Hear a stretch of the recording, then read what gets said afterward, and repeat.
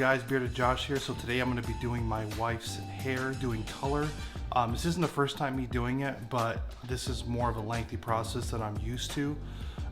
So I'm going to go ahead and get into it. So just sit back and enjoy. Thanks.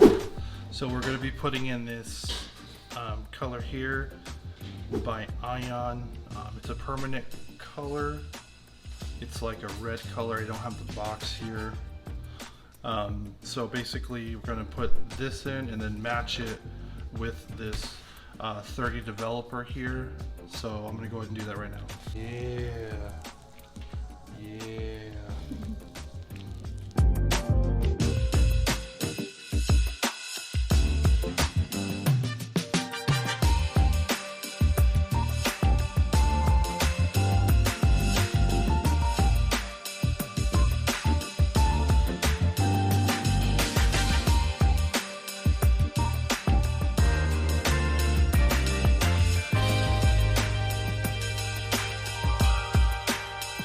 Now that that's done, about 25 minutes, she'll wash it out and then we'll see what the end result is.